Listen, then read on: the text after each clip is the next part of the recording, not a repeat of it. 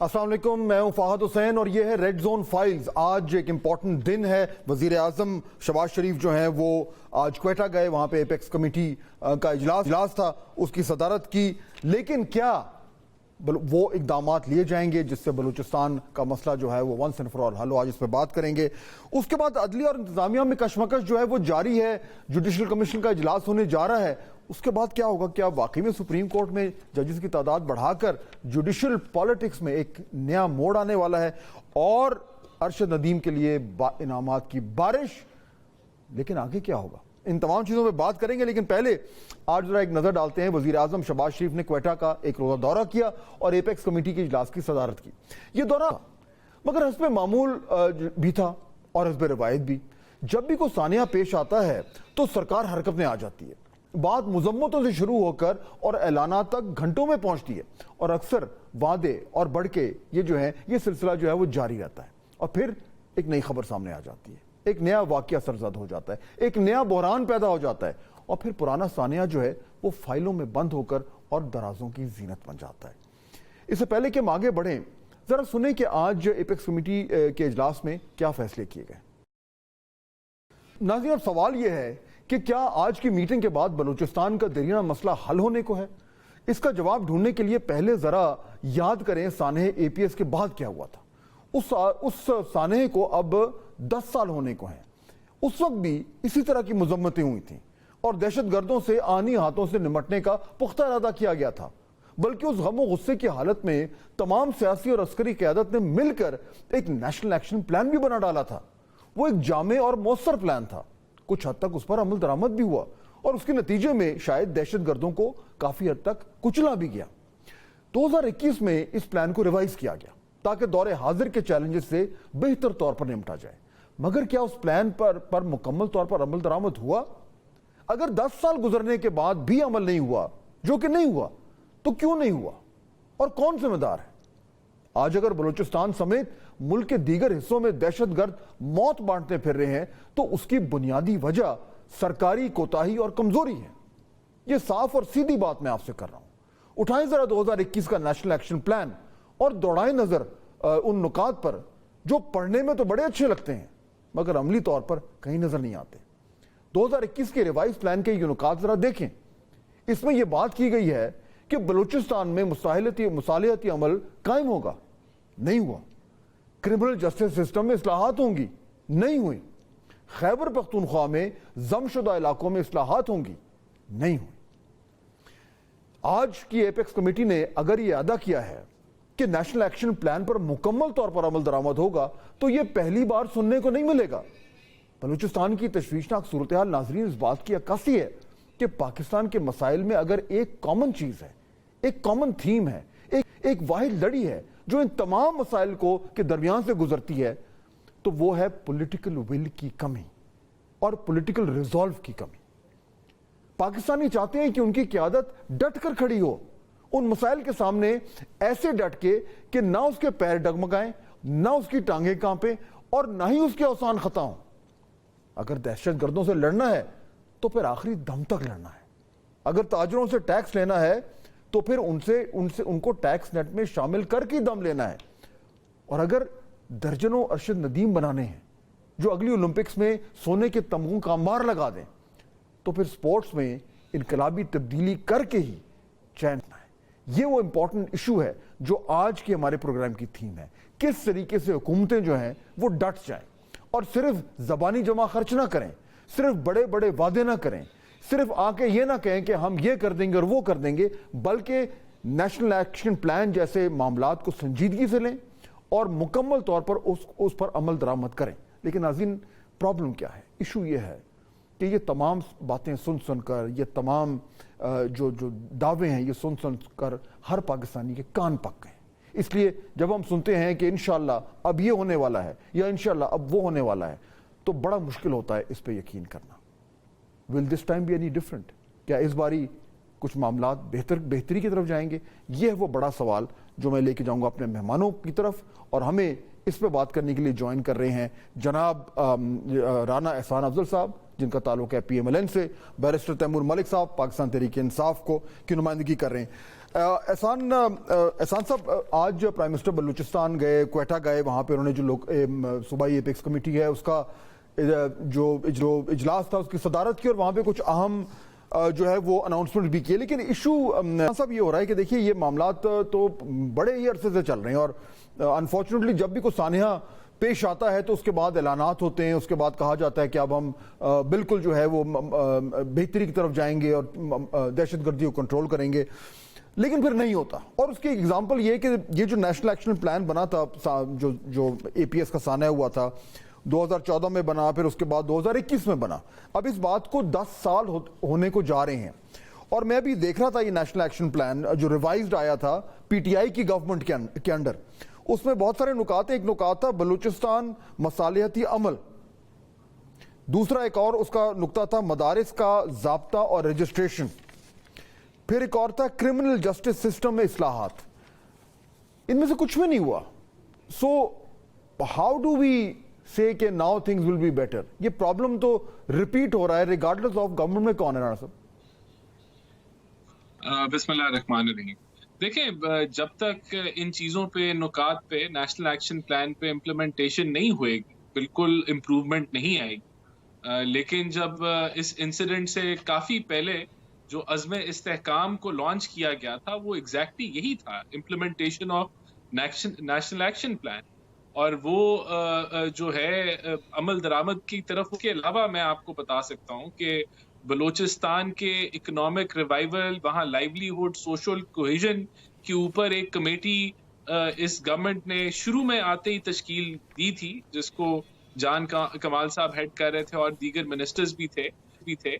तो उन्होंने एक कॉम्प्रिहेंसिव रिपोर्ट तैयार की है इस सिलसिले में, जो नेशनल एक्शन प्लान को ही आगे लेके जा रही है। लेकिन उसमें देखिए ना, मिसाल के तौर पर अब ये जो इशू है बलूचिस्तान मसालियाती अमल, अब हमें अभी तक कुछ नहीं मालूम कि ये मसालियाती अमल क्या है, इसमें क्या हो रहा है। हम ये तो सुन रहे हैं कि इंटेलिजेंस बेस्ड ऑपरेशंस होंगे, लेकिन उसके अलावा जो तमाम तर मामलात हैं, जो कि पहले अगर आपको याद होगा जब डॉक्टर मालिक चीफ मिनिस्टर थे, पीएमएलएन की गवर्नमेंट थी, तब ये जो प्रोसेस था वो बड़ी तेजी से आगे बढ़ रहा था।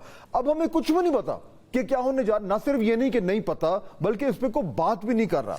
दूसरा, क्रिमिनल जस्टिस सिस्टम, क्या इस्लाहात हो रही हैं, कोई ठीक करे? सो मैं तो ये जानना चाह रहा हूं कि ये वो बड़ी स्पेसिफिक चीजें हैं, इसके ऊपर हमें एक प्रोग्रेस क्यों नहीं नजर आती? ये देखिए, आप ठीक कह रहे हैं और मेरे ख्याल से उस तेजी से काम नहीं हुआ। आपने राइटली यू आइडेंटिफाइड इट। लेकिन बहुत सारे काम सूबाई हुकूमतों के हैं, कुछ काम कोऑर्डिनेशन के हैं वफाक और सूबाई हुकूमतों के, और कुछ बिल्कुल फेडरल काम है।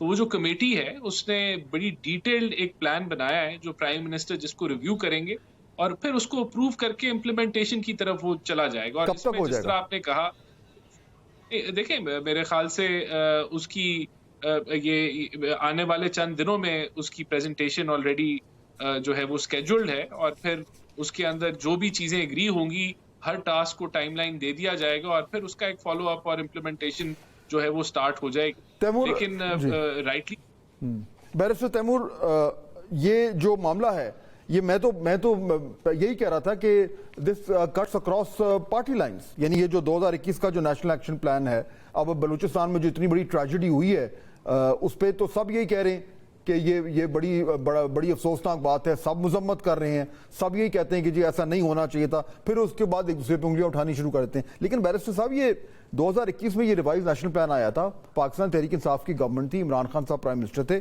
तो अगर आज इमरान खान साहब ये कहते हैं, जो कि आज उन्होंने कहा कि जी बलूचिस्तान में बड़ा प्रॉब्लम हो रहा है या बड़े अफसोसनाक बात है, तो ये जिम्मेदारी तो उन पे और आपकी जमात पे भी आती है।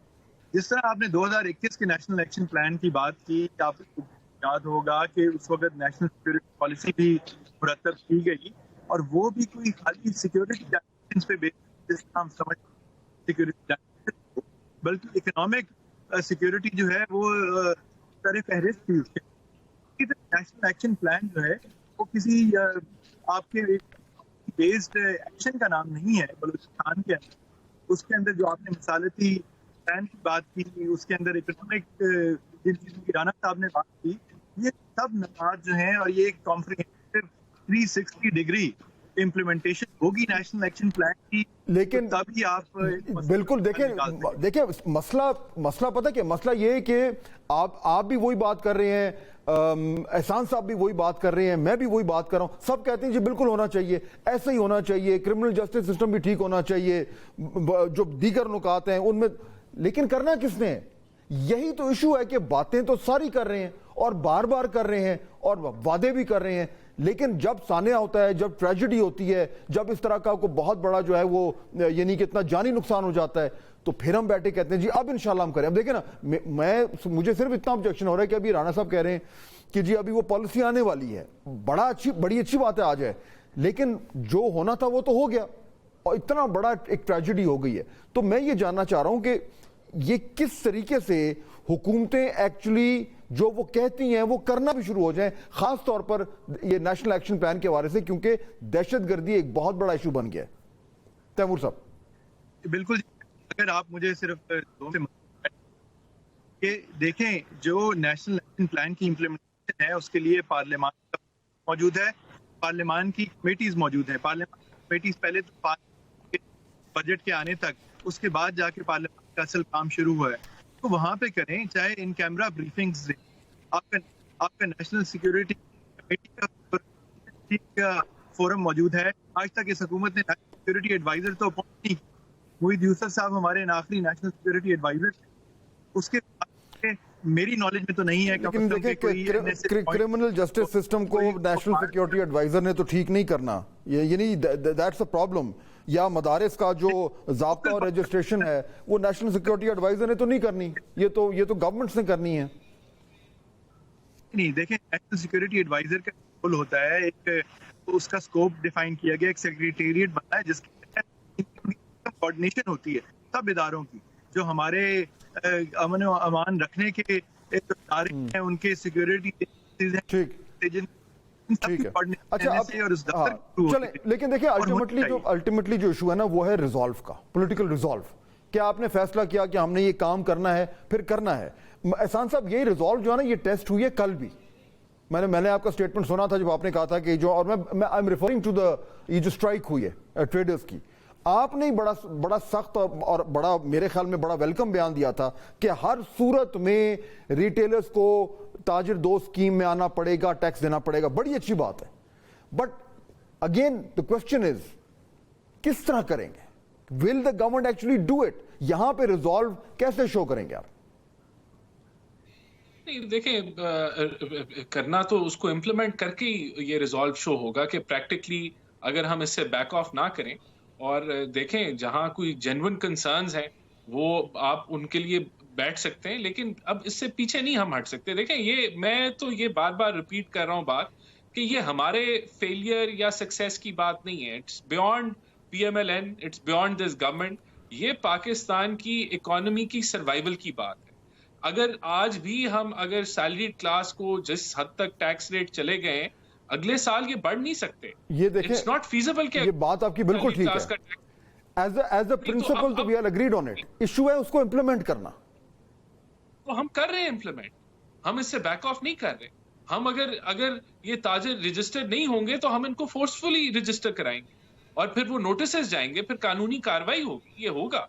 और अगर हम इसमें देखें, मैं एडमिट कर रहा हूं कि अगर हुकूमत इससे बैक ऑफ करती है या हुकूमत इस प्रोजेक्ट में फेल होती है तो फिर nothing is going to get better in this country economy wise. तो ये रियलाइजेशन प्राइम मिनिस्टर शहबाज शरीफ की तरफ से है, ये हदायत प्राइम मिनिस्टर शहबाज शरीफ की तरफ से है कि हमने FBR रिफॉर्म्स जो प्रोसेस है उनको नोइंग के पहले पिछली गवर्नमेंट में ये इसी तरह का मामला सामने आया था और फिर PMLN को बैक ऑफ करना पड़ा था। नोइंग के इससे पहले PTI भी ये कर चुकी है, उससे पहले बाकी गवर्नमेंट्स भी कर चुकी हैं। ये सब जानते हुए भी एहसान साहब आप कह रहे हैं कि हर हाल में ये गवर्नमेंट जो है ये रिटेलर्स को टैक्स नेट में लाके छोड़ेगी।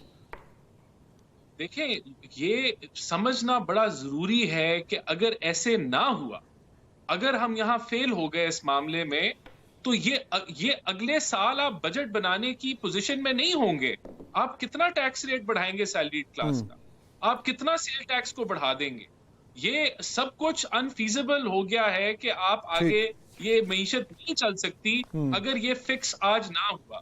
تو یہ ہمیں, میں تو بلکہ یہ آپ کے فورم سے میں تو سپورٹ مانگوں گا عوام کی, سول سوسائٹی کی, میڈیا کی, کہ یہ پاکستان کی معیشت کے پاس اب وہ سپیس اویلیبل نہیں ہے کہ ہم ان چیزوں سے بیک آف کریں. بالکل نہیں ہے. اور میرے خیال میں اس میں تمام لوگ اس میں اگریڈ اپون ہیں. انفارچونیٹلی کل ہم نے دیکھا کہ جو اپوزیشن جماعتیں ہیں وہ جو ہے وہ جا کر اور کھڑی ہو گئیں. وہ کھڑی بالکل غلط کیا انہوں نے. میں تو کل بھی کہہ رہا تھا, آج بھی کہوں گا, اپوزیشن جماعتوں کو نہیں کرنا چاہیے تھا ایسے. لیکن میرے خیال میں وہ اپنی سیاست چمکا رہی ہیں. گورنمنٹ کے لیے ٹیسٹ کیس ہے اور ابھی ڈاؤٹس ہے نا, کیونکہ احسان صاحب جو ہم دیکھتے ہیں ماضی میں کیسا ہوتا رہا تو شک پیدا ہوتا ہے. لوگ کہتے ہیں نہیں یہ تو ساری گورنمنٹس ہیں وہ لیٹ جاتی ہیں, اور پی ایم ایل این کی تو یہ اپنی کنسٹیٹوئنسی ہے. تو اب actually the taste of the pudding is in the eating, کہ کیسے پروو ہوگا کہ آپ نے واقعی میں اس سے پیچھے نہیں ہٹنا. ہمیں کر کے دکھانا ہوگا, ورنہ کلیکٹیو فیلئر کا تو ہم ایڈمٹ کر رہے ہیں کہ یہ اسی پریشر کی وجہ سے, اسی سیاسی اس کو پولیٹیسائز کرنے کی وجہ سے 76 سالوں میں ہم ریٹیل سیکٹر کو ٹیکس نیٹ میں نہیں لا سکے. ہم لوگ پراپرٹی سیکٹر کو, ایگریکلچر سیکٹر کو ٹیکس نیٹ میں نہیں لا سکتے. لیکن اب اگر cannot go business as usual, تو یہ ہم کر کے دکھائیں گے تو لوگوں کو یقین آئے گا. اور میں آپ کو بار بار ریپیٹ کر رہا ہوں کہ ہم کرنے جا رہے ہیں. There is no backing off, اور اگر backing off ہوتی ہے تو it will be a failure. Again, not for land but for the economy of Pakistan. چلے آپ کا ہم یہ جو آپ کا بیان ہے اس کو ہم ابھی اپنے پاس سیو کر کے رکھ لیتے ہیں, اور امید یہ ہے کہ آنے والے دنوں میں ہم یہ چلا کے کہیں کہ دیکھیں جو رانا احسان نے کہا تھا وہ کر دیا. یہ نہ ہو کہ ہمیں چلانا پڑے اور کہنا پڑے کہ دیکھیں آپ تو یہ کہہ رہے تھے اور ہوا کیا تھا. بہرحال تھینک یو ویری مچ, آپ دونوں نے ہمیں جوائن کیا. ناظرین بریک کا وقت ہو رہا ہے. ہم آج کی جو تھیم لے کے چل رہے ہیں نا وہ ہے ریزالو. ریزالو سے مطلب ہے کہ سیاسی طور پر اگر حکومتوں نے فیصلہ کیا ہے کہ انہوں نے کچھ کام کرنا ہے تو پھر یہ نہیں کہنا, بعد میں رونا نہیں ہے, بعد میں یہ دعائیں نہیں دینی کہ ہاں جی ہم کرنا تو چاہ رہے تھے لیکن یہ ہو گیا تو وہ ہو گیا. ماضی میں یہی ہوتا رہا ہے. یعنی ابھی ہم آپ کے سامنے اگزامپل میں نے آپ کو دی ہے, یہ جو نیشنل ایکشن پلان ہے, اگر نیشنل ایکشن پلان پہ تمام حکومتوں نے واقعی میں مکمل طور پر عمل درآمد کر دیا ہوتا تو آج یہ صورتحال نہ پیدا ہو رہی ہوتی. آج سانحے کے بعد لوگ یہ نہ کہہ رہے ہوتے کہ نہیں جی انشاءاللہ آنے والے دنوں میں ہم ضرور کریں گے.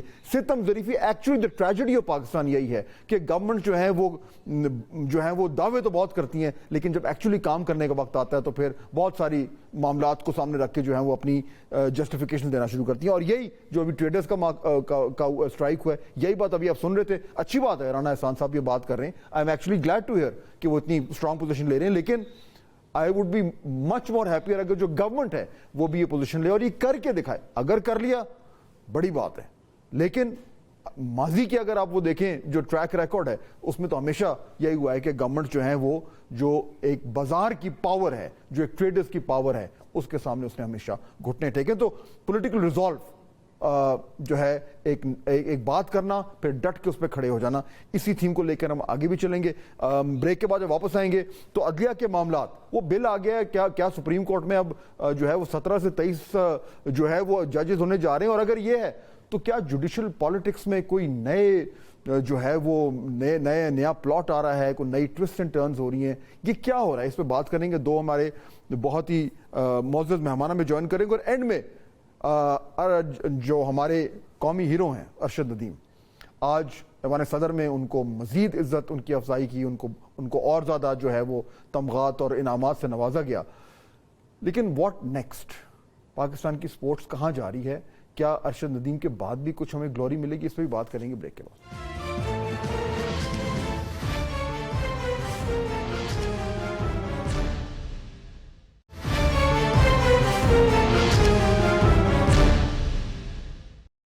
ناظرین بریک کے بعد خوش آمدید. پاکستان کی سیاسی تاریخ میں عدلیہ کا کردار انتہائی اہم رہا ہے, جبکہ گزشتہ 2 دہائیوں میں یوسف رضا گیلانی سے لے کر نواز شریف کو گھر بھیجنے تک عدلیہ نے بڑھ چڑھ کر حصہ لیا ہے. یہی نہیں, عدم اعتماد پر تحریک انصاف کے تنازع کی صورت میں بھی عدلیہ کے کردار نے ہی اسے مزید اہم بنا دیا تھا, مگر ان فیصلوں نے عوامی رائے کو برے طریقے سے تقسیم کر دیا ہے. کسی نے اسے عدلیہ کی بغاوت قرار دیا تو کسی نے اسے آئین کی پاسداری سے جوڑا. اس بات میں کوئی شک نہیں کہ عدلیہ پاکستان میں طاقت کی ایک مضبوط اور فعال مرکز کے طور پر جانی جاتی ہے. تاریخی لحاظ سے دیکھا جائے تو پاکستان میں اسٹیبلشمنٹ سب سے زیادہ طاقتور رہی ہے, اور ہے بھی صحیح, اور اکثر عدلیہ کے ساتھ مل کر کام کرتی رہی ہے. لیکن موجودہ حالات میں اداروں میں کشمکش سب کی توجہ کی مرکز بنی ہوئی ہے، کیونکہ جب سیاسی جماعتوں کو زیادہ طاقت حاصل کرنے کی جدوجہد میں عدلیہ کا کندھا مل جائے تو معاملات مزید گمبھیر ہو جاتے ہیں۔ یہی وجہ ہے کہ عدلیہ نے اپنی بڑھتی ہوئی اہمیت کے ساتھ مختلف تنازعات کا بھی وہ شکار ہوتی رہی ہے۔ کہیں بینچ فکسنگ کی اصطلاح سننے کو ملی تو کہیں ہم خیال ججز کی صدائیں جو ہیں وہ سامنے آئیں۔ عام طور پر عدلیہ کا اہم کردار ریاستی اشرافیہ اور سیاسی اشرافیہ کے درمیان ثالثی کے مرکزی کردار کو تصور کیا جاتا ہے، لیکن موجودہ سیاسی تنازعات میں یہ تصور منتشر ہو چکا ہے، جو معاملات کو دن بدن مزید الجھا رہے ہیں۔ سیاسی مخالفین یہ الزام لگا رہے ہیں کہ عدلیہ نے عوامی مفاد کے نام پر سو موٹو کو دیگر اداروں کے کام میں مداخلت کا اعلیٰ کار بنا دیا۔ اس کی ایک وجہ یہ بھی ہے کہ عدلیہ نے اپنے ثالثی کے کردار سے بہت آگے نکل گئی ہے اور دیگر اداروں کے اختیارات پر جو ہے وہ ویٹو پاور استعمال کیا ہے، جس کا نقصان یہ ہوا ہے کہ متاثر ہونے والی سیاسی جماعتوں نے ان فیصلوں کو آئین اور قانون کی بجائے ججز کی ذاتی ترجیحات سے جوڑ دیا ہے۔ اب یہ ان کا الزام ہے۔ ان فیصلوں کو پارلیمنٹ اور ریاستی اداروں نے اپنے اختیارات سے تجاوز قرار دیا اور آئین کو ری رائٹ کرنے کے مترادف کہا۔ یہی نہیں بلکہ دیگر ریاستی اداروں نے اپنے اختیارات کے تحفظ کا تہیہ کرتے ہوئے کئی فیصلوں پر عمل درآمد کے راستے میں رکاوٹیں کھڑی کر دیں۔ اداروں کی اس کشمکش میں اس وقت مختلف قیاس رائیاں جو ہیں وہ کی جا رہی ہیں۔ کوئی کہتا ہے کہ چیف جسٹس قاضی فائز عیسیٰ کی ایکسٹینشن کا پلان تیار ہو چکا ہے، اسے صرف عملی جامہ پہنانا باقی رہ گیا ہے۔ کوئی کہتا ہے کہ سپریم کورٹ میں ایڈ ہاک ججز اور پھر ججز کی تعداد 17 سے 23 تک لے جانے کو اسی سیاسی کھیل کا حصہ جو ہے وہ قرار دیا جا رہا ہے، کیونکہ طاقت کی کمپلیکیٹڈ ایکویشن کو بدلنا اور نظام کو کنٹرول کرنا اس وقت کھلاڑیوں کی اولین ترجیح ہے۔ یہی وجہ ہے کہ ہم نے آج اس ایشو کا انتخاب کیا ہے تاکہ اس معاملے کی گہرائی تک پہنچ کر آپ کو تصویر کے تمام رخ جو ہے وہ دکھا سکیں۔ اور جب ہم ان تمام رخ کی بات کرتے ہیں تو اس میں سب سے پہلے تو جو تازہ خبر ہے وہ ہمارے ذہن میں آتی ہے کہ جو سپریم کورٹ کے ججز ہیں ان کی تعداد کو 17 سے 23 بنانا۔ اب اس کے اوپر جب سے یہ بل پیش ہوا اور یہ بل جو ہے وہ دانیال جو ہیں صاحب مسلم لیگ نون کے دانیال چودھری، انہوں نے یہ بل پیش کیا ہے۔ اب یہ ہے تو پرائیویٹ ممبرز بل، یعنی حکومت نے یہ تو نہیں کہا کہ ہم جو ہیں وہ اس بل کے ساتھ بالکل کھڑے ہوئے ہیں، لیکن یہ اس لیے امپورٹنٹ ہے کیونکہ اگر عدلیہ کی سپریم کورٹ کی تعداد بڑھانی ہے تو اس کے لیے 2/3 اکثریت کی ضرورت نہیں ہے، یہ صرف سمپل میجورٹی سے کیا جا سکتا ہے جو کہ گورنمنٹ کے پاس ہے۔ اچھا، اب اس بل میں جو ہے وہ یہ کہا گیا ہے کہ جو تعداد ہے عدلیہ سپریم کورٹ کے ججز کی وہ اس لیے بڑھائی جائے کیونکہ تعداد بڑھانے سے سپریم کورٹ کے زیر التفاع کیسز جو ہیں ان کو حل کرنے میں مدد ملے گی، اور یہ بھی کہا گیا ہے کہ سپریم کورٹ سائلین کو انصاف کی بروقت یقین دہانی جو ہے وہ کرا سکے گا۔ اس کے علاوہ یہ بھی کہا گیا ہے کہ ججز کی تعیناتی میں ان کی ماحولیات، بین الاقوامی تجارت اور سائبر کرائم کے قوانین میں مہارت مد نظر رکھی جائے گی، اور اس بل کے بعد زیادہ اہم مقدمات کی سماعت جو ہے وہ لارجر بینچ جو ہے وہ بھی کر پائے گا تاکہ کسی ایک اور جج پر دباؤ کم ہو سکے۔ اور فائنلی یہ کہ ججز کی تعداد بڑھانے سے پاکستان انصاف کے عالمی تقاضوں پر پورا اترے گا۔ اچھا، اب اوریجنلی جو 17 ججز کا جو یہ اسٹرینتھ ہے یہ 1997 میں جو ہے یہ ایکٹ تھا، اس کے مطابق یہ کیا گیا تھا۔ اب ایشو یہ ہے کہ جوڈیشل کمیشن کا اجلاس جو ہے وہ بلا لیا گیا ہے اگلے مہینے، اور کیا سرائیاں یہ ہو رہی ہیں کہ اس میں اس سے پہلے جو ہے وہ یہ بل پاس ہو جائے گا سپریم کورٹ کی تعداد کو بڑھانے کا ججز کی، اور اس کے بعد جوڈیشل کمیشن کی جو میٹنگ ہوگی اس میں نئی اپوائنٹمنٹس ہو جائیں گی۔ ابھی کیا سرائی ہیں، ظاہر بات ہے ابھی تک اس میں باقاعدہ کوئی اناؤنسمنٹ تو نہیں ہوا، لیکن ناظرین یہ بھی ذہن میں رکھیں کہ جوڈیشل اپوائنٹمنٹس کا طریقہ کار جو ہے وہ کیا ہے۔ اب یہ جو جوڈیشل کمیشن ہے یہ اس کی جو کمپوزیشن ہے وہ بھی امپورٹنٹ ہے، کیونکہ اب یہ ایک دم جو ہے یہ ہیڈ لائنز میں آ جائے گی۔ یہ جو ہے وہ ملک میں یہ 19ویں آئینی ترمیم کے تحت جو ہے ججز کا تقرر عمل میں لایا جاتا ہے، اور آرٹیکل 175A میں سپریم کورٹ کے ججز کی تقرری کا طریقہ کار جو ہے وہ دیا ہوا ہے۔ اب اس وقت جو کمپوزیشن ہے یہ امپورٹنٹ ہے ناظرین، جو جوڈیشل کمیشن کی کمپوزیشن ہے وہ ہے 9 لوگ۔ وہ کون ہیں؟ چیف جسٹس ہوں گے جو کہ قاضی فائز عیسیٰ صاحب ہیں، اس کے بعد 4 جو سینئر ججز ہیں، جسٹس منصور علی شاہ، جسٹس منیب اختر، جسٹس یحییٰ افریدی اور جسٹس امین الدین۔ اس کے بعد ایک سابق چیف جسٹس جو 2 سال کے لیے تعینات ہوتے ہیں۔ اٹارنی جنرل آف پاکستان اس جوڈیشل کمیشن کے ممبر ہیں۔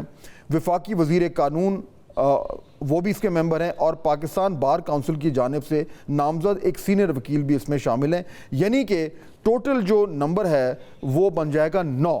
اب اس میں جس طرف, اور میں ذرا خیال سے بھی بات کروں گا کیونکہ یہ تھوڑا سا نازک معاملہ ہے, ظاہر بات ہے 9 کی اگر کمیٹی ہے اور اس میں جس طرف 5 لوگ جائیں گے وہ فیصلہ کیری ہو جائے گا. تو اگر یہ اپوائنٹمنٹس ہو رہی ہیں تو جن ججز کے نام پہ کم از کم منیمم 5 لوگ اتفاق کریں گے وہ ہائی کورٹ سے سپریم کورٹ کے جج بن جائیں گے, اگر یہ نوبت وہاں تک آئی.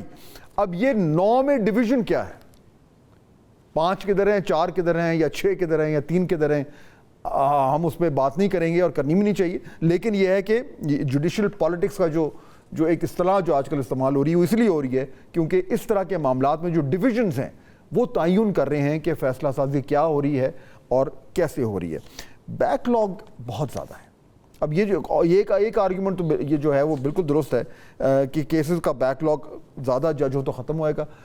یہ ذرا نوٹ کریں کتنا بیک لاگ ہے اس وقت. For your information, supreme court میں 15 جولائی تک جو زیر التوا مقدمات ہیں ان کی تعداد جو ہے 59,064.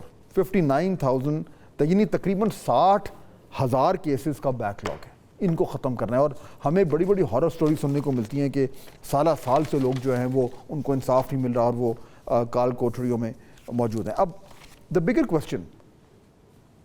کوسچن ناظرین, اس کے اگر 23 سپریم کورٹ میں جج بن جاتے ہیں تو اس سے کیا پارٹی اے کو فائدہ ہوگا, پارٹی بی کو فائدہ ہوگا, یا پارٹی سی کو فائدہ ہوگا؟ اور پارٹی سے مراد میں سیاسی پارٹی نہیں کہہ رہا, میں ویسے پارٹی کا لفظ استعمال کر رہا ہوں, کیونکہ الٹیمیٹلی تو جو بینچ بننے ہیں وہ چاہے ججز 17 ہوں یا 19 ہوں یا 23 ہوں یا 30 ہوں, جو بینچ بننے ہیں وہ تو بنانے ہیں 3 ججز نے.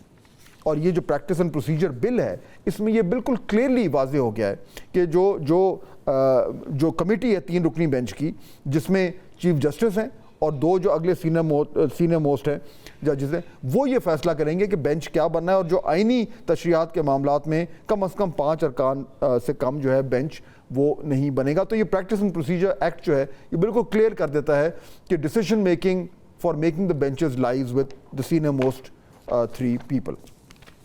معاملات کھڑے یہاں پہ اور سیاسی صورتحال ہوئی بھی ہے گرم. اب اس کانٹیکسٹ میں واٹ از امپورٹنٹ, یہ جو جوڈیشل اصلاحات کی ہم بات سن رہے ہیں, جوڈیشل اپوائنٹمنٹس کی بات سن رہے ہیں, سپریم کورٹ کی تعداد بڑھنے کی بات سن رہے ہیں, اور جوڈیشل پالیٹکس کی بات سن رہے ہیں, یہ کیسے جڑتی ہیں؟ یہ ان نقطوں کو جوڑنے کے لیے ہم نے 2 اپنے کولیگز کو دعوت دی ہے جو ان معاملات پہ بڑی گہری نظر رکھتے ہیں. جناب اطہر کاظمی صاحب مجھے جوائن کر رہے ہیں, پاکستان کے مایہ ناز اینکر بھی ہیں, تجزیہ کار بھی ہیں, اور ان کے ساتھ جناب حسنات ملک صاحب جو کہ سپریم کورٹ پہ لکھتے بھی ہیں, رپورٹ بھی کرتے ہیں اور اندر کی خبر اپنے پاس رکھتے ہیں. آپ دونوں کا بہت شکریہ. حسنات, اگر میں آپ سے بات شروع کروں, یہ جو جوڈیشل کمیشن آ رہا ہے, کیا آپ کو بھی یہ لگ رہا ہے کہ اس سے پہلے یہ جو بل ہے سمپل میجورٹی سے پاس ہونا ہے, دانیال چودھری صاحب کا, وہ ہو جائے گا, 23 کی اسٹرینتھ بن جائے گی, اور اس کے بعد جو سپٹمبر میں جو جوڈیشل کمیشن کا میٹنگ ہے اس میں پھر نئی تعیناتی کا سلسلہ شروع ہو جائے گا؟ جی فاضل صاحب, دیکھیں حکومت ہم جو دیکھ رہے ہیں کہ ایک طرف تو یہ بل لا رہی ہے, نور عالم صاحب کے بھی کانسٹیٹیوشن امینڈمنٹ کے بل ہیں, الیکشن ایکٹ میں بھی ترامیم ہو چکی ہیں, اور بظاہر یہ لگ رہا ہے کہ جو فیوچر کے چیف جسٹس ہیں منصور علی شاہ, ان پہ دباؤ ڈالا جا رہا ہے, لیکن ان سے بات چیت کے بھی دروازے کھلے ہیں, بیک چینل کنٹیکٹ بھی ہو رہے ہیں ان سے. تو یہ میں آپ کو بتا دوں کہ اگر معاملات کچھ ہو گئے, جو حکومت کو کچھ اپریہنشنز ہیں وہ دور ہو گئیں, تو یہ ساری چیزیں جو ہیں یہیں رک جائیں گی, اور پھر وہ جو منصور علی شاہ کہیں گے وہ اسی طرح ہی چلے گا معاملہ. لیکن کیونکہ جو نظام کی گارنٹی چیف جسٹس قاضی فیصل کے دور میں ہوئی, کیا وہ جسٹس منصور علی شاہ کے دور میں ہوگی, اس پہ ساری بات ہو رہی ہے. اور حکومت بھی جو ہے وہ دیکھنے میں تو یہ ہے کہ جی وہ بل اور یہ ساری چیزیں ہو رہی ہیں, لیکن یہ ہم دیکھ رہے ہیں کہ حکومت جو جوڈیشل پالیٹکس میں بھی ڈیوائیڈڈ ہے. ایک طبقہ جو ہے وہ سمجھتا ہے کہ جسٹس قاضی فیصل ریٹائر ہو رہے ہیں, انہیں ریٹائر ہونے دیں, اور جسٹس منصور علی شاہ کو آنے دیں. اور جو ہے وہ اگر سسٹم کی کنٹینیوٹی ہے تو ہمیں ضرورت نہیں ہے کہ ایک زیادہ بڑا ایڈونچر عدلیہ کے ساتھ. لیکن اسناد اس میں دیکھیں نا جب یہ آج کا جو بیان آیا ہے آگے نہ جائیں. اب مثلا جو بانی پی ٹی آئی کے جو چیئرمین ہیں خان صاحب، وہ آج جب میڈیا سے بات کر رہے تھے رپورٹر سے، تو انہوں نے یہ بیان داغ دیا کہ انہوں نے کہا کہ قاضی فائز عیسیٰ کے جاتے ہی 4 حلقے کھلنے ہیں اور یہ حکومت گر جائے گی. اب جب وہ اس طرح کے بیان دیں گے تو پھر یہ ظاہر بات ہے حکومت تو سٹریس میں آ جائے گی نا. بالکل، اس میں کوئی شک نہیں ہے کہ سیاسی جماعتوں کے جو بیانیے ہیں وہ بھی اثر انداز ہو رہے ہیں. اور چاہے وہ خواجہ آصف صاحب کا بیان تھا کہ جی نئے چیف جسٹس آئیں گے تو حکومت الیکشن کا لدم ہوں گے. میرا خیال ہے کہ جسٹس منصور علی شاہ بڑا بیلنس ہم نے دیکھا ہے کہ انہوں نے اپروچ ہے ان کی اور وہ اسی طرح چلایا ہے. اور وہ ایجنڈا ڈریون چیف جسٹس جو ماضی میں رہے ہیں اور سارے ماڈل ان کے سامنے ہیں، چاہے وہ ثاقب نثار ہو یا جنہوں نے پی ٹی آئی کو لائے اور نون لیگ کو نکالا، یا اور جو ماڈل چل رہے ہیں، تو وہ ساری چیزوں سے انہیں اندازہ ہے. تو میرا نہیں خیال کہ یہ چیزیں ہیں اپریہنشن، جیسے میں نے بتایا کہ کنٹیکسٹ چل رہے ہیں ان کے ساتھ. اور ہو سکتا ہے یہ جو بل ہے کہ جی 23 تعداد بڑھائی جائے سپریم کورٹ میں، یہ دیکھیں یہ بل تعداد بڑھی جائے گی، لیکن آسان نہیں ہے کہ وہ جج جو ہیں وہ سارے آ جائیں گے. ہاں نہیں، یہ تو ظاہر بات ہے، اٹارنی جنرل اس میں بہت ساری کمپلیکیشنز آ جائیں گی. میں ذرا اس پہ آتا ہوں کیونکہ وہ جو نمبرز گیم ہے نا، ہم تو پارلیمنٹ میں اطہر قاسمی صاحب، ہم تو پارلیمنٹ کی نمبرز گیم کی بات کرتے ہیں، یہاں پہ جوڈیشل نمبر گیم اور جوڈیشل کمیشن کی نمبرز گیم ہے وہ بھی چل رہی ہے. لیکن مجھے یہ بتائیں، یہ جو خان صاحب نے آج بیان دیا ہے کہ قاضی فائز عیسیٰ کے جاتے ہی 4 حلقے کھلنے ہیں اور یہ حکومت گر جائے گی، ہی از ناٹ ریئلی ہیلپنگ منصور علی شاہ صاحب بائی گیونگ سچ اسٹیٹمنٹس. دیکھیں obviously خان صاحب بہت ساری اسٹیٹمنٹس دیتے ہیں وہاں سے جیل میں، کبھی وہ حکومت کو ٹارگٹ کرتے ہیں، کبھی دوسری طرف کسی کو نشانہ بناتے ہیں. پر میرے خیال میں عمران خان کی اسٹیٹمنٹس کے اوپر تو ملک نہیں چلنا چاہیے. آئین اور قانون کے مطابق جسٹس منصور علی شاہ صاحب کا نوٹیفیکیشن ہو جائے گا جب ان کی باری آئے گی. اور ویسے بھی آپ دیکھیں، اصل میں اگر کوئی سچویشن کو ہیلپ نہیں کر رہا فواد صاحب، تو وہ حکومت ہے. یہ وہی حکومت ہے، یہ وہی وزیر قانون ہے جنہوں نے 3 مہینے پہلے قاضی فائز عیسیٰ صاحب کا نوٹیفیکیشن کر دیا تھا. اگر اس وقت منصور علی شاہ صاحب کا نوٹیفیکیشن ہو چکا ہوتا تو یہ بحث ہی نہ ہو رہی ہوتی. لیکن وہ اس لیے نہیں کر رہے نا، وہ اس لیے نہیں کر رہے جو ابھی بات کر رہے تھے اسناد صاحب، اس سے تو یہی سمجھ آ رہی نا کہ وہ اس لیے نہیں کر رہے کیونکہ وہ ایک طریقے سے حکومت چاہتی ہے کہ جی منصور علی شاہ صاحب کے حوالے سے جو یہ تمام تر باتیں ہو رہی ہیں کہ وہ اگر جب چیف جسٹس بنیں گے تو وہ حلقے کھول دیں گے، ٹریبیونلز کھول دیں گے، الیکشن کا لدم کر دیں گے، تمام طرح کی باتیں ہو رہی ہیں جس سے حکومت کو پریشانی ہو رہی ہے. تو اسناد کا تو یہ پوائنٹ ہے نا کہ اگر یہ جو فیئرز ہیں اگر یہ ان کو ایڈریس کر دیا جائے تو پھر کوئی ایشو نہیں ہے، پھر منصور علی شاہ سے کوئی ایشو نہیں. اور اسناد جو کہہ رہے ہیں ہی از ایکچولی رائٹ کہ منصور علی شاہ صاحب جو ہے ان کی ایک بڑی اچھی ریپوٹیشن ہے، وہ ایک بڑے انڈیپینڈنٹ مائنڈڈ جج ہیں. تو شاید یہ خواہ ایک فیئر مانگرنگ ہو گئی ہے. ایگزیکٹلی، اس لیے کہ دیکھیں اگر کوئی حلقہ کھلے گا بھی تو آئین اور قانون کے مطابق کھلے گا. یہ تو نہیں ہو سکتا کہ حکومت جیتی بھی ہوگی تو اچانک ان کو کوئی ہرا دے گا. اب بہت سارے حلقوں میں مسائل ہیں، لیکن حکومت کا جو کنڈکٹ ہے، اب دیکھیں قاضی فائز عیسیٰ صاحب کی ریٹائرمنٹ میں تقریباً 1-1.5 ماہ کا ٹائم رہ گیا.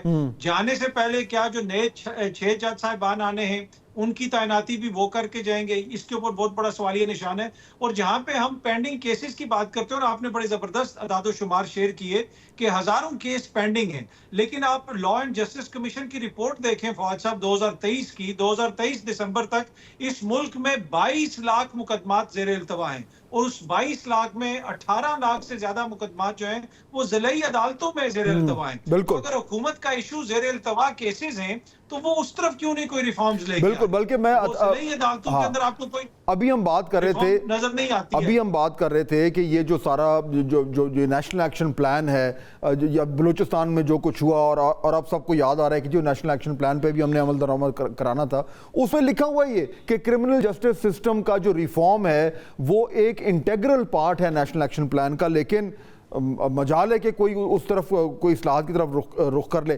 حسنات، یہ جو پھر ایشو ہے کہ کہ جو تعیناتیاں ہونی ہیں، اگر جوڈیشل کمیشن جو میٹ کر رہا ہے اور وہ تازہ اپوائنٹمنٹس کر رہا ہے، تو پھر یہ نقطہ جو ابھی اطہر بات کر رہے تھے وہ بالکل جائز نقطہ ہے کہ یہ سوال تو اٹھے گا کہ اب یہ نئے چیف جسٹس آ رہے ہیں، آپ بالکل ان کے آنے کا وقت ہو گیا ہے، تو ان کے آنے سے پہلے یہ اپوائنٹمنٹس کیوں ہو رہی ہیں؟ کیا یہ بہتر نہیں ہے کہ یہ تمام تر معاملات جو ہیں وہ نئے چیف جسٹس آئیں اور وہ کریں؟ تو یہ سوال اٹھے گا پھر؟ جی بالکل، میرا خیال ہے کہ اگر حکومت سمجھے گی کہ ان کے خدشات دور ہو گئے ہیں تو پھر تو یہ چیزیں جیسے میں نے کہا کہ رک جائیں گی۔ دوسرا، جوڈیشل کمیشن کا جو اجلاس ہے وہ روز میں تبدیلی کے حوالے سے ہے، وہ 13 ستمبر کو، وہ لینتھی پروسیس ہے، وہ 2-3 سٹنگ میں ہوگا معاملہ۔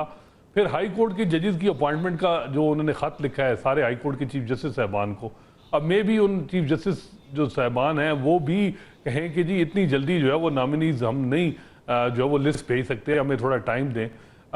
پھر جو ہے وہ یہاں بھی آواز اٹھائی جا سکتی ہے جوڈیشل کمیشن کے اندر کہ بھئی ناصر الملک جو میں دیکھتا ہوں کہ گزشتہ 14-15 سال میں جو نان کنٹروورشل چیف جسٹس جن کی ہر ایک بہت اچھی ریپوٹیشن ہے، ان کے حوالے سے تھا کہ وہ انہوں نے 2 مہینے سے پہلے ہی انہوں نے کہا کہ جی میں نے اب اپوائنٹمنٹ نہیں کرنی، یہ اگلے چیف جسٹس کا اختیار ہے، مناسب نہیں ہے۔ اور ایک ایسا چیف جسٹس جو 3 سال رہنا ہے، اس سے پہلے اگر آپ ہائی کورٹ کی ساری جو وہ ویکنسیاں فل کر دیں، وہ تقریباً 40 سے 45 جو وہ ججز کی ویکنسیاں ہیں ہائی کورٹ میں، سپریم کورٹ میں بھی اب اس وقت تو تعداد پوری ہے 17، اور اگر 23 کر دی جاتی ہے 6 کریں تو یہ تو بہت میرا خیال ہے کہ مناسب نہیں ہے یہ۔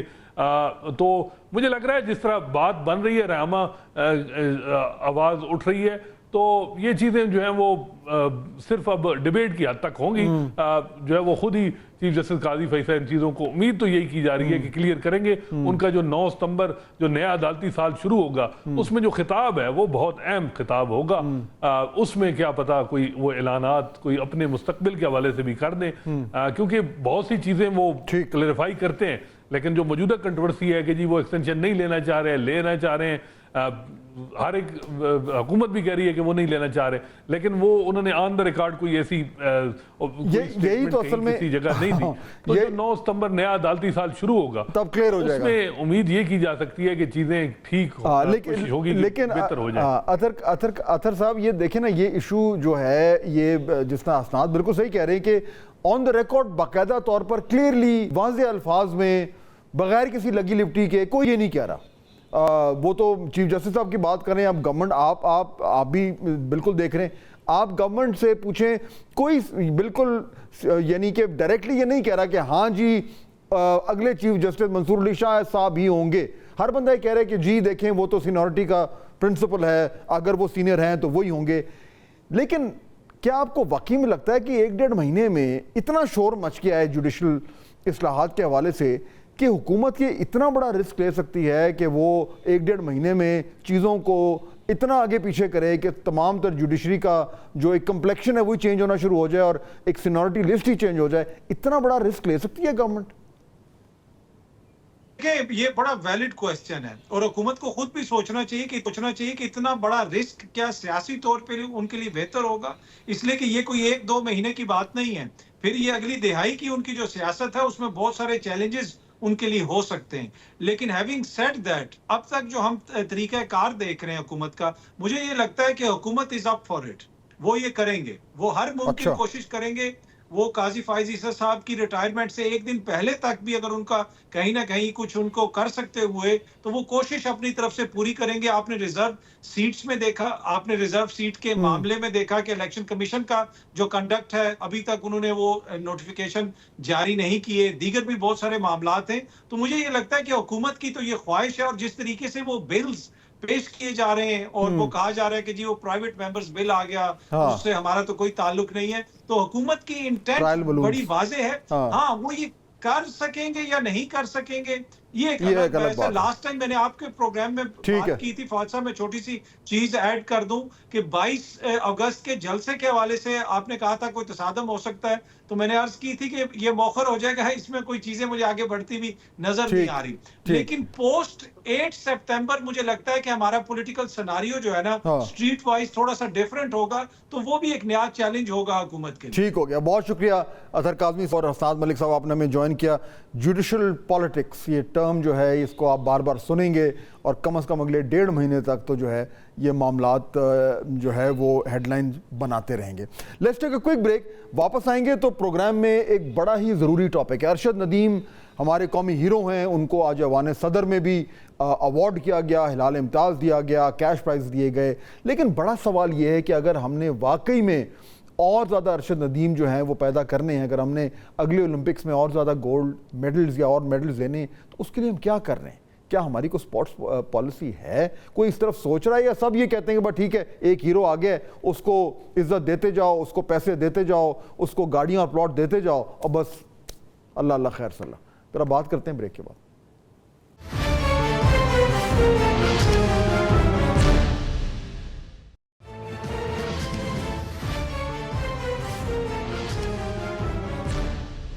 ناظرین, بریک کے بعد خوش آمدید. اب میں ذرا بات کرنا چاہ رہا ہوں ارشد ندیم کی. ارشد ندیم نے ہمارے ملک کو, ہماری قوم کو, ہمارے لوگوں کو وہ خوشیاں دی ہیں جو عرصہ دراز سے کوئی نہیں دے سکا. اور جو انہوں نے ایک مارکا مارا ہے, میں مارکے کا لفظ اس لیے استعمال کر رہا ہوں کیونکہ اس سے کم نہیں ہے, وہ صرف ایک میڈل نہیں جیتے, وہ انہوں نے مارکا مارا ہے. اس کے نتیجے میں جو ان پہ انعامات کی بارش ہو رہی ہے, جس طریقے سے ان کو نوازا جا رہا ہے, وہ جتنا ان کو دیں, جتنا ان کی تعریف کریں اتنا کم ہے.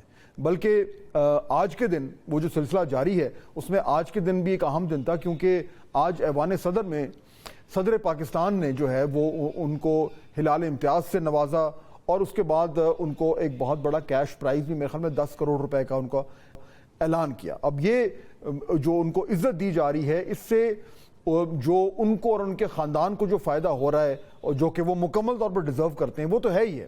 لیکن اس کے ساتھ ساتھ پاکستانی بھی موٹیویٹ ہو رہے ہیں. پاکستانی جو سپورٹسمن ہیں اور جو آنے والے نسلیں ہیں, ینگسٹرز جو کہ سپورٹس میں انٹرسٹڈ ہیں, وہ بھی موٹیویٹ ہو رہے ہیں کہ اگر پاکستان میں کوئی سپورٹنگ ایکسلنس حاصل کرے تو اس کو یہ ملک جو ہے وہ آنر دیتا ہے, آنر کرتا ہے.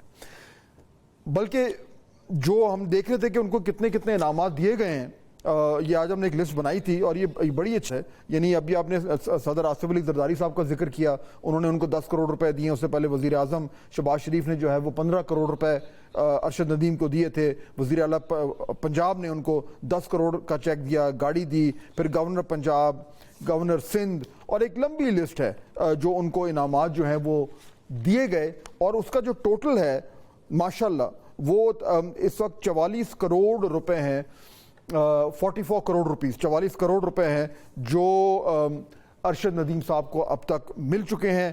ہماری دعائیں ان کو اور زیادہ ملیں, یہ بھی کم ہے. جو انہوں نے جو کچھ کیا ہے پاکستان کے لیے اور پاکستان کی عزت کے لیے, پاکستان کے آنر کے لیے, اس میں یہ رقم کچھ بھی نہیں ہے. تو ظاہر بات ہے ہم تو چاہیں گے کہ ان کو اور زیادہ انعامات ملیں. اس کے ساتھ ساتھ یہ جو 44 کروڑ روپے ہیں, اس کے ساتھ ساتھ ان کو جو ہیں وہ 5 گاڑیاں بھی ملی ہیں اور 2 عدد پلاٹس بھی ملے ہیں, اور یہ انعامات کا سلسلہ جو ہے وہ جاری ہے. اچھا, یہ تو ہو گیا بڑی اچھی بات. لیکن دیر از اے بگر ایشو ایٹ اسٹیک. ناظرین, سوال یہ ہے کہ 2028 میں نیکسٹ اولمپکس ہے, ہم نے پہلی بار ان اولمپکس میں ایک انڈیویجول ایتھلیٹکس میں میڈل لیا ہے. ارشد ندیم کی اس آنر کے بعد ہونا تو یہ چاہیے کہ ہم پورا سسٹم, پورا ملک, پوری گورنمنٹ موٹیویٹ ہو جائے اور وہی کہے کہ جی ہم نے 2028 کے اولمپکس میں ایک نہیں 10 میڈل لینے ہیں.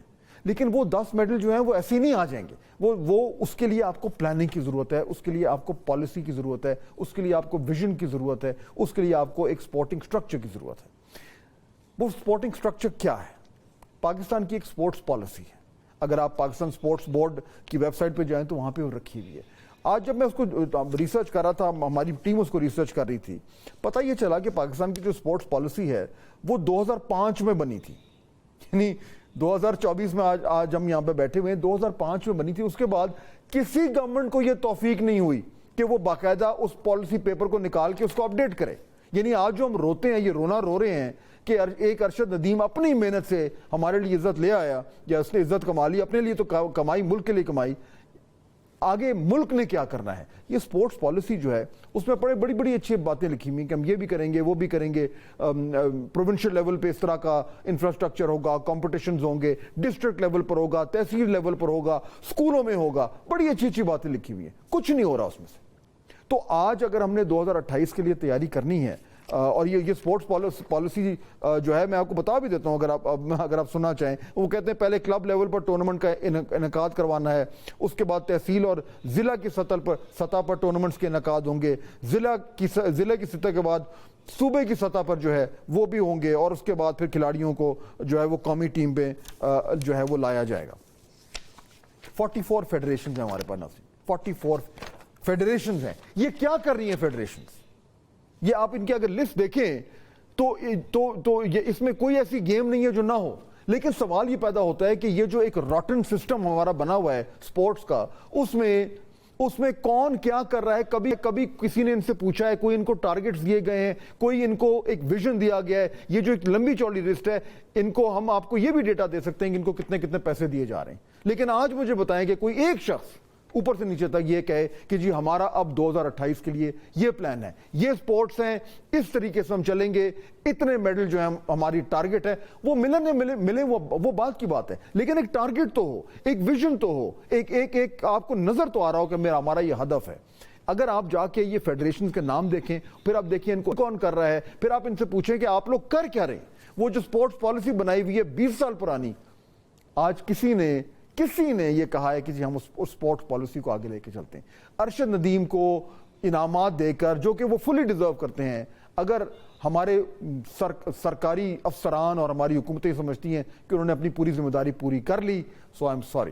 یہ بالکل وہی رویہ ہے جس کی وجہ سے ہماری سپورٹس کا یہ برا حال ہے. تو آج کا پروگرام میں اس نوٹ پہ اینڈ کرنا چاہتا ہوں کہ ہمیں 2028 بلکہ 2032 کی اولمپکس کے لیے آج کی پلاننگ کرنی چاہیے، تاکہ ہم 1 نہیں 2 نہیں 10 20 50 ارشد ندیم پیدا کر سکیں انشاءاللہ.